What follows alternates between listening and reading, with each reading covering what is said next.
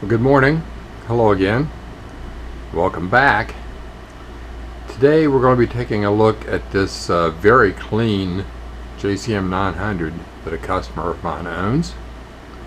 He's taken very good care of it, but age has taken its toll and it's going to need caps and a few other things. So we're going to see what we get into here.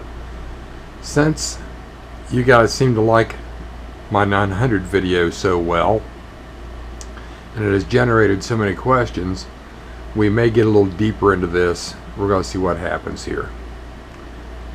The customer also supplied me a set of tubes that he insisted on buying, something that I don't like them to do, because they buy something online, bring it to me, and if it's bad, then I can't finish the job. So he's ordered power tubes from one place, preamp tubes from another place, so we're going to see if it works out for him. So let's get this torn down and get at it. Okay, we are in. This is going to give me a perfect opportunity to explain something to all of you. So when we're talking about 900s, this is actually a later model, one of the SLXs, and I've made comments, or actually replied to comments and questions about the previous Marshall video, the 900, about the mod correction I did and why.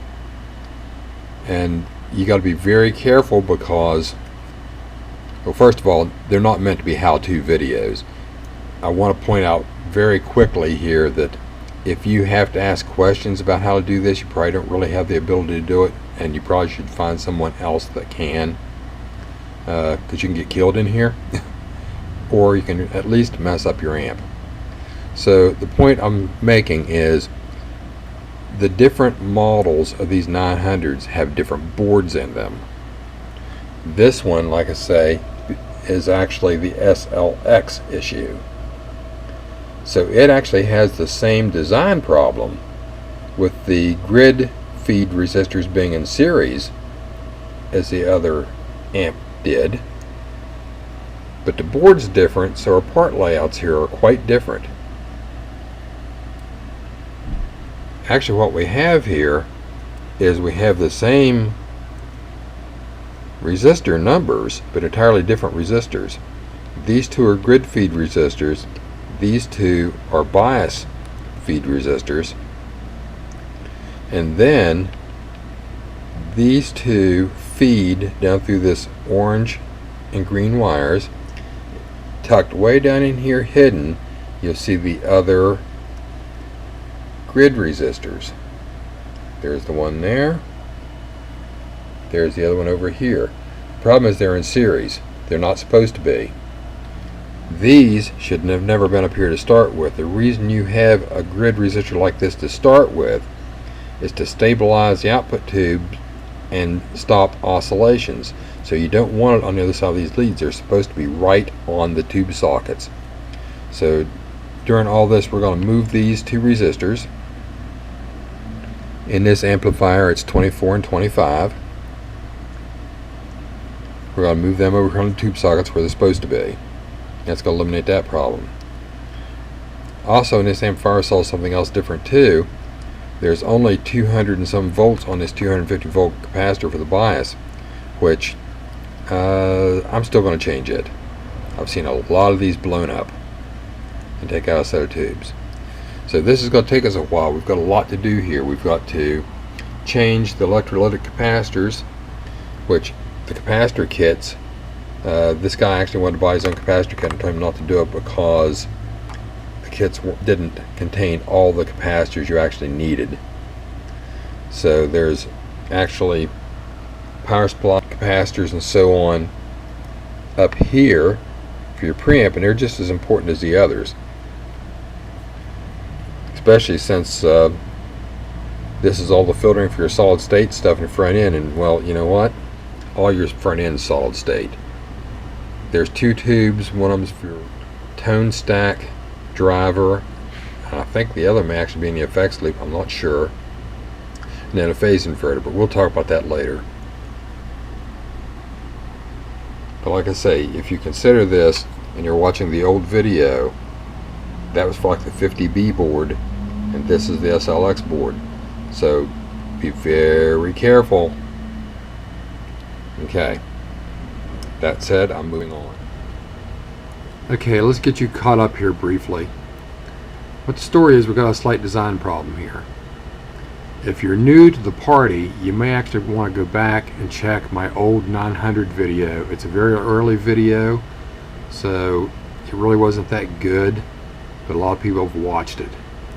And it covers this on the original condition with a different board.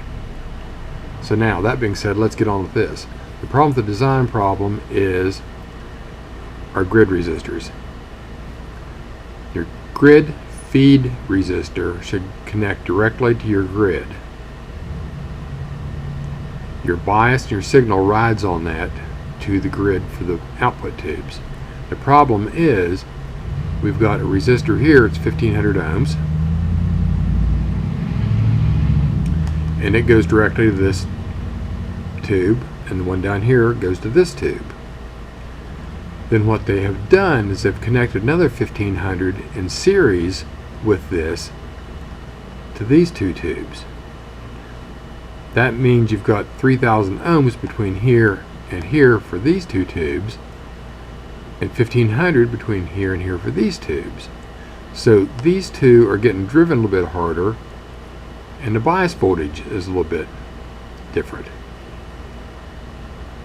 So what we're going to do is remove R24 and R25. We're going to replace them with jumpers.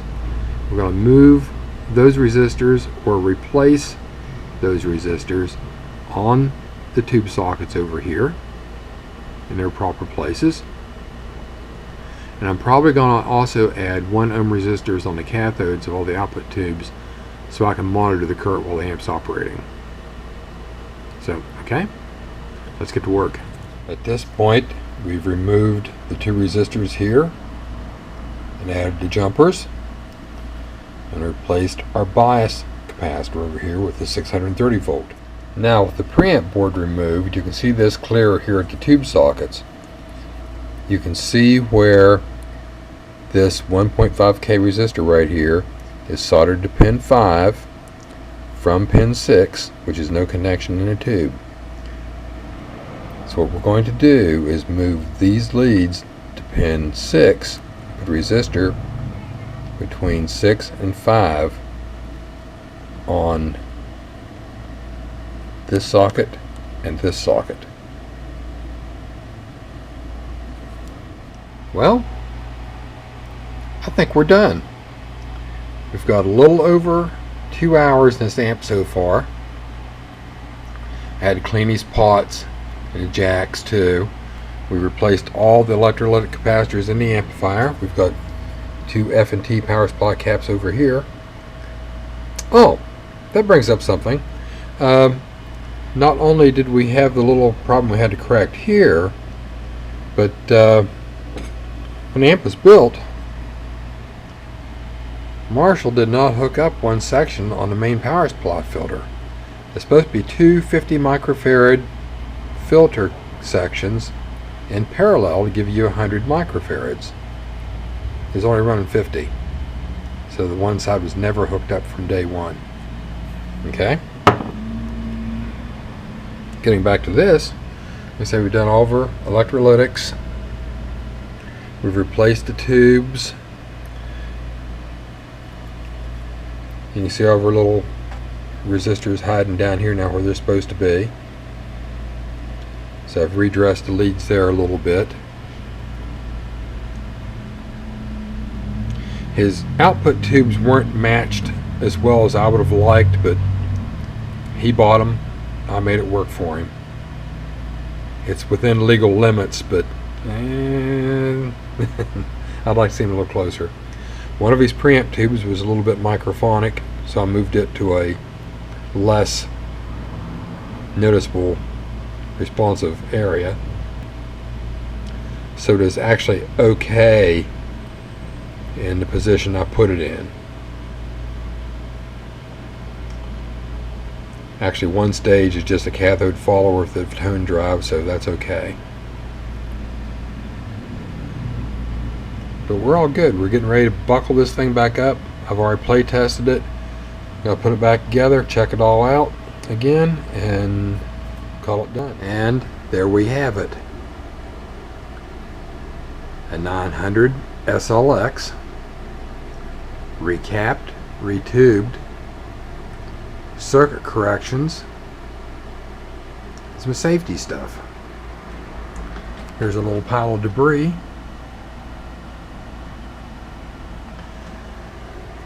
So it's all ready to go. I'm going to write up his bill and give him a call. We have another 900 in shop that's coming up very soon. This is from an out-of-state customer who brought a 50 watt in. But the instructions, do whatever you want to do. I love that. He already mentioned he wanted to put transformers and stuff in it. He's going to get caps. He wants me to do the mods I've done on other 900s that he's heard in here. So heads up, folks. We got another 900 video coming. So till next time, play nice. I'll see you later.